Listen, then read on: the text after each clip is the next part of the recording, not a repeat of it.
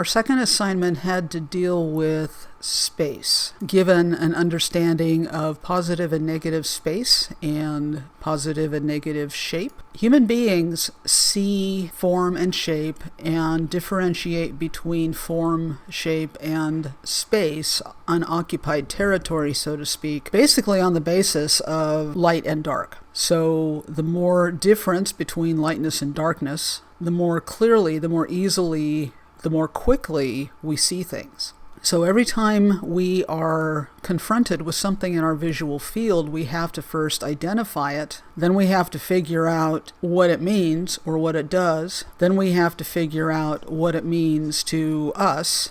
Then we make decisions about, is it useful? Is it meaningful to me? And can I embrace it and make it part of my life?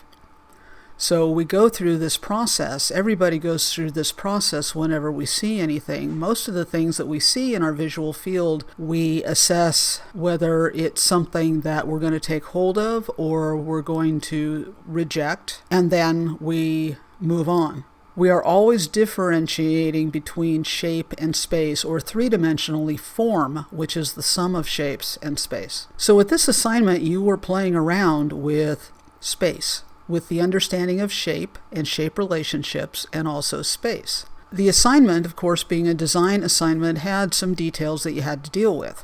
And every design assignment, no matter what your discipline is, whether you're fashion, whether you're web design, package design, transportation design, graphic design, motion graphics, you're always dealing with the details and the requirements of things.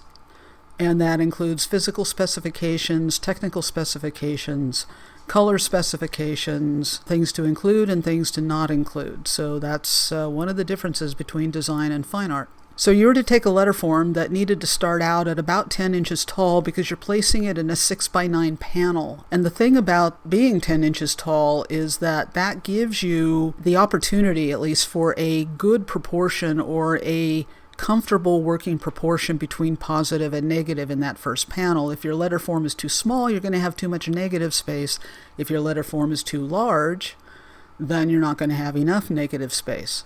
And that means that your second panel is going to be compromised because you won't have room to create a new and stunning, amazing design in that second panel. And then in the second panel, you are to take the negative shapes left over from the first panel and reconfigure them, redesign them, arrange them, put them in order in some way within that second panel to create a new design. And that new design in the second panel could look like figure ground separation. It could look like figure ground reversal. It could look like figure ground ambiguity. So whichever of those three it became was okay. The first panel, where your letter form is fairly distinct, is definitely figure ground. The third panel is the composite of the first two. So the composite means that you are composing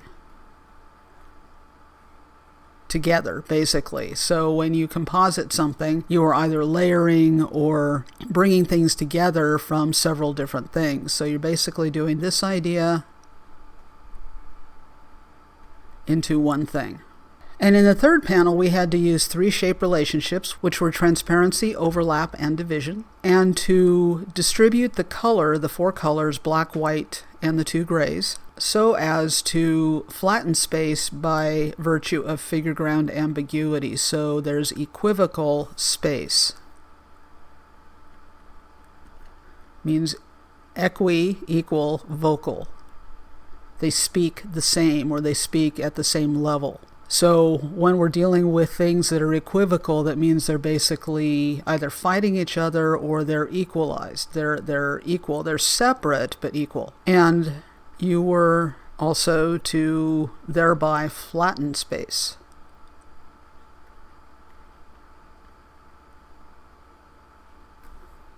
So we're going to look at each of these and discuss their merits and where things need to be changed. We'll also talk about that as well.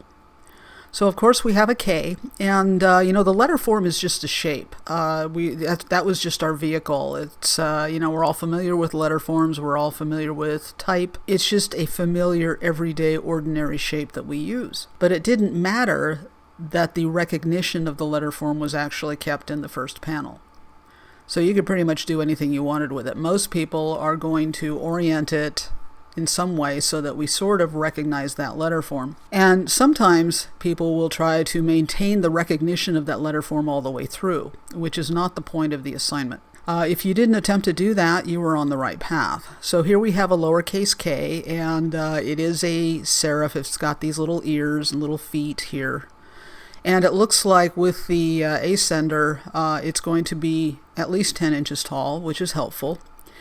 The breakup of space in this between positive and negative appears to be probably 60-40. It's 60% positive on the black and 40% negative on the white. So it's not exactly 50-50, but it's comfortable.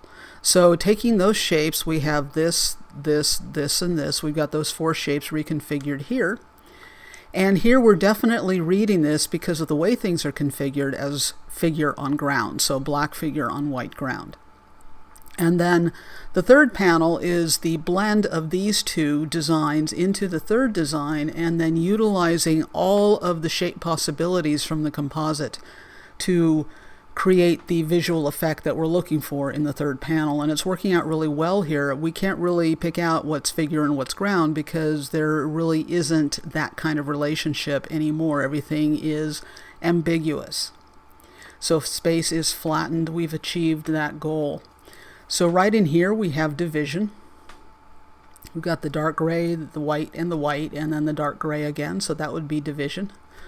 Here we have black, and where this shape continues, this edge continues, this is a dark gray, this is a light gray, this is a transparency effect, this is a division, and we got a tiny little bit of overlap right there. And this also reads as an overlap, kind of the gray on top of the lighter gray. So it's interesting to note that within any of these third panels, shape relationships kind of merge into each other. So for instance here, the light gray is contributing to a transparency effect made by the dark gray and the relationship to the black. So we understand this is transparency because of the black and the lighter gray. Yet over here, this gray, which is also this gray, is overlapping. So our second one with an uppercase R, definitely a serif typeface. Definitely has some thick thins to it, and you're probably wondering why I'm calling it a serif typeface. We know that given the curvatures and what things are doing, that this is going to be some sort of serif by necessity. It's probably a Bodoni or something like that. So, first panel works, upper left to lower right axis. Make sure that things are cemented well to the board because we're getting all these shadows and these little dog ears and curlicues, and looks like there might be some wobbly cutting. Craft is a huge deal, and there's no better place to learn good craft than in a classroom situation where things are more forgivable.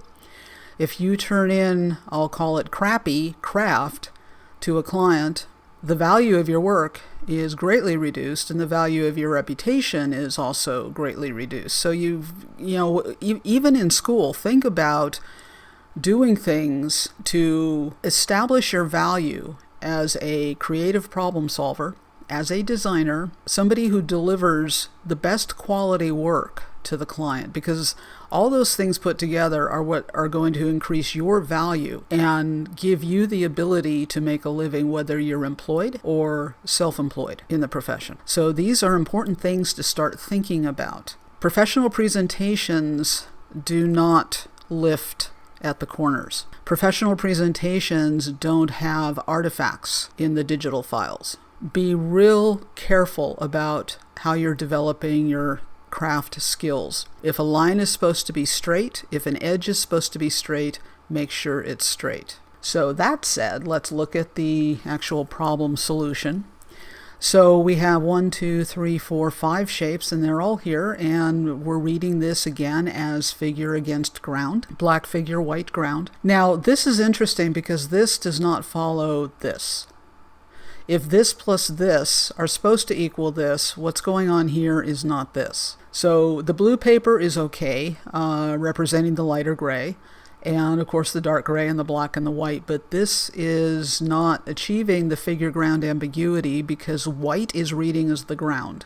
And the colors, the achromatics, the black and the gray, and the blue, the chromatic color, are reading as figure. And the figures are pretty much surrounded by the white ground, so there is no ambiguity achieved here. We do have a sense of overlap. We do have a sense of division. We do not have a sense of transparency. So this is missing the mark on several levels and should be rethought. If I just do this,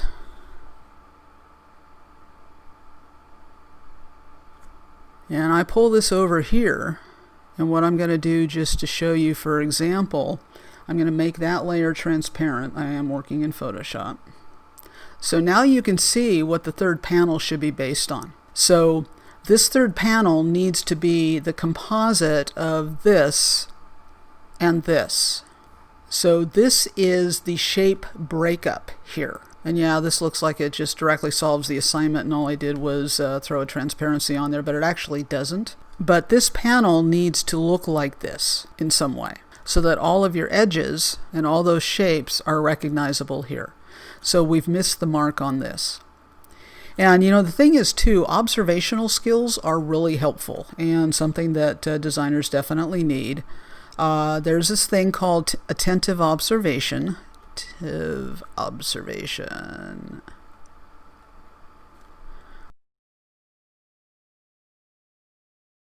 So attentive observation is basically paying attention, carefully observing to understand what you're seeing.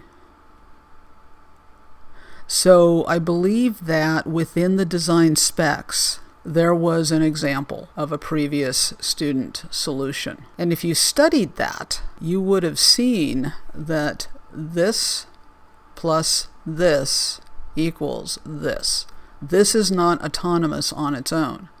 This came from panel A and panel B. So this should be reworked so that you can have the experience of figuring everything out on this basis. Okay, this actually wasn't complete and presented. So we have the three panels and they're doing what they need to do, but it is not a complete final ready to present to the client idea. So what we actually need to do is that. So we trim those panels along these lines and trim them well, sharp blades, straight edges, carefully. I believe I linked a how to use the tools to cut the Bristol and the paper and the board, or the backing. Get used to presenting a final design in the most professional, well-crafted manner you can, according to the requirements of that presentation. So the J looks like it's probably barely tall enough between this and the bottom of the curve here. So it may not be 10 inches tall, it might be between 9 and 10. So we have a lot of negative space. We have this huge negative shape, this tiny one, and then this middle one. So we can see the issue here in that this bulky thing is really creating, it's basically forcing everything to submit to it. So that is why the requirement of the 10-inch letter form is there. So it makes the second panel a lot easier. So the way this is designed, it's looking like white figure on black ground. So this composited with this to create the composite here is working. The distribution of color helps us to understand a flatness of space. This does not have a strong figure ground separation at all. So it is functioning really well on that level. We do have a sense of transparency right here. We have a sense of transparency here. We have division.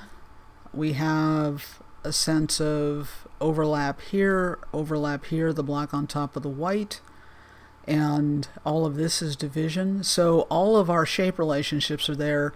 The third panel has achieved its goal. It just needs to be presented in a final presentation form, more care again given to the craft, and understand that the craft that's a skill that we develop. So pay attention to how you're cutting, pay attention to the sharpness of your blades and the straightness of your edges and the overall finish and refinement and elegance of the work that you are presenting. We have a K, definitely a serif. We have the little foot here, and definitely big enough. The K is fairly thin, so we have an abundance of negative space, negative shapes here, but it's not an overabundance. This is probably, I don't know, maybe a 70-30, maybe a 60-40 proportion between figure and ground. And here we have the four shapes working. Looking at this, it pretty much reads black figure on white ground, and making use of diagonals relationship here. One of the things, by the way, if you see this kind of, it's almost a right angle coming in here, and then this diagonal, that stabilizes this movement. So when we talk about balance, it's all about movement and visual weight and things pushing and pulling against each other to stabilize the space. So this, the way the K is laid in and designed, arranged within that 6x9 design panel, it is stabilized and has a lot of elegance to it. So the third panel is definitely the composite of the first two. It is using, again, the four colors, black, white, and the two grays. And we do have a sense of overlap, and overlap here. And this is not transparency, this is density.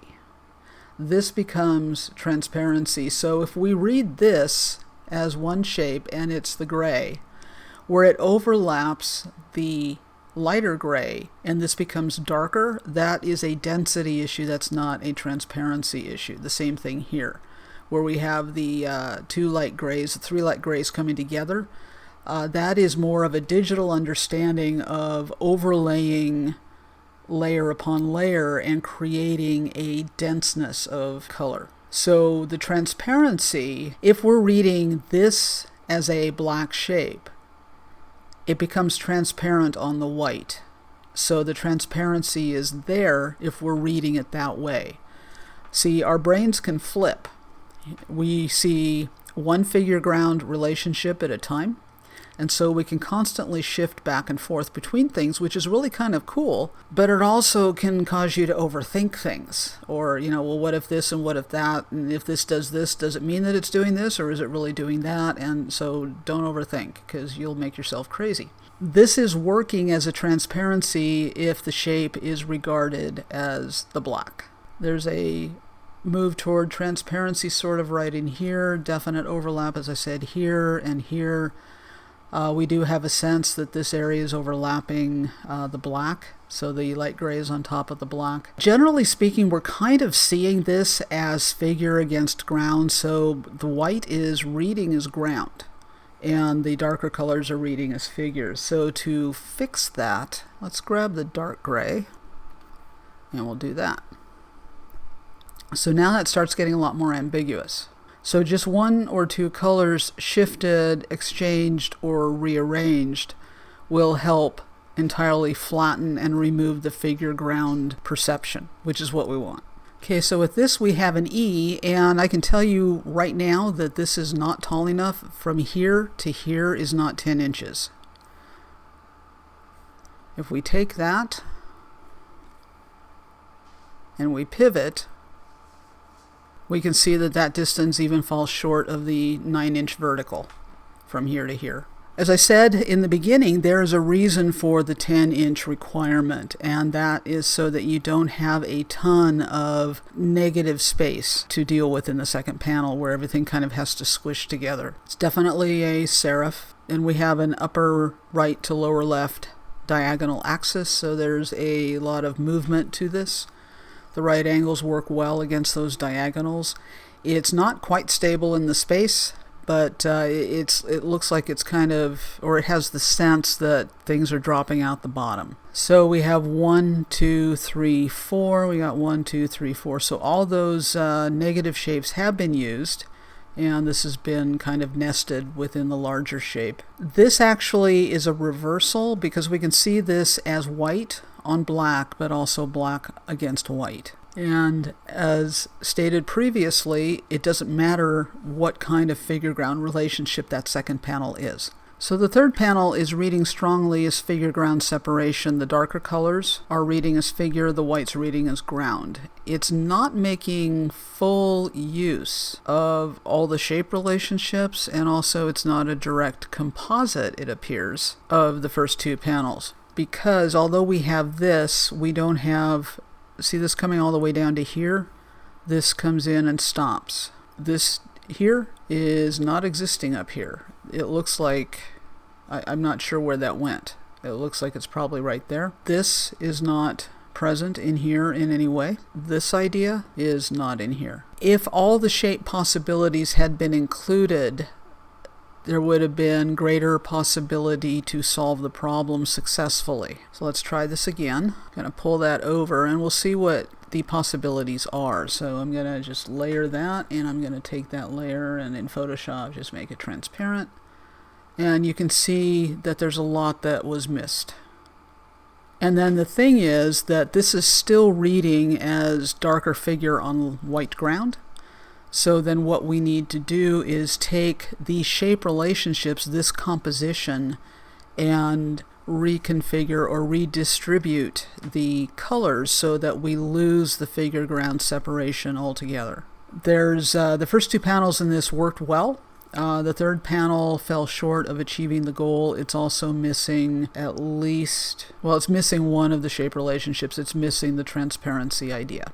Okay, another thing about craft is, especially digitally, and you know, we will send a lot of photos and preliminary work. We put photos out there, on Instagram and on Pinterest. We put photos up on Behance of our work. We put photos up on our websites to promote our work, to get work. Quality of photograph is a requirement just in general. And quality includes getting in focus and reducing motion. So if you need to stabilize, if you're taking with a smartphone camera and you need to stabilize it. Either put it on a tripod, put it on a gimbal, stack up, a step ladder or a lampstand or something and stabilize against something that's not going to move. So this is blurred. There's like a slight motion blur to it, so it becomes kind of out of focus. It's not just it's not out of focus really, it's blurred, which kind of makes it out of focus. The line of sight from the camera to the surface is pretty good. I mean, we're pretty close to right angles here, so that's pretty good. But we cannot look at this and assess the quality of the craftsmanship because the edges are blurred.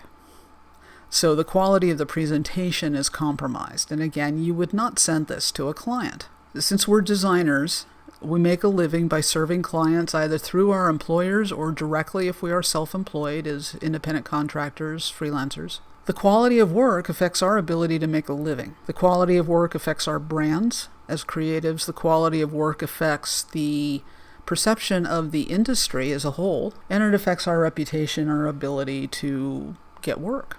Always present your best. So the Z looks like it's probably a little on the short side. There's a preponderance, there's a lot of negative shape in the first panel. The second panel, let's see, the first panel has 1, 2, 3 shapes, 1, 2, 3 shapes. So second panel is working. This is actually reading as a fourth shape, but it's made up of 3 black shapes. It's kind of, it's not really ambiguous. It's reading as figure ground up here, black figure on white ground, and it's starting to read as white figure on black ground down here. So it kind of reverses, which is fine. The diagonal, the upper right to lower left diagonal, was retained. And then this is kind of a new direction coming in from what this is doing. The third panel is a definite direct composite of the first two, so A plus B does equal C, and it looks like all those shape relationships are working, and it looks like the figure ground ambiguity has pretty much been achieved. We have division here. We have division here. There is a sense of transparency here. There's a sense of overlap here. So everything is working, but it is so blurred and so It's just not presented well. So take the time to make sure that your craft, your cutting, your gluing, the cleanliness of what you're creating. If you're doing things digitally, and you'll have the opportunity to do that with future assignments, no artifacts, everything drawn well. If you're doing things by hand, you got to watch the cutting, you've got to watch the edge quality, you've got to watch the cementing, the alignments, making sure that everything is vertical and horizontal, and where there are gutters, that they're the right distance, and everything is lining up properly. There's a lot that goes on with design. And design is all around us. There's not anything that you deal with any day of your life that isn't designed. So you understand the need for quality. You understand the need for things working. You understand the need for good presentation, because that's what you expect as a consumer of design.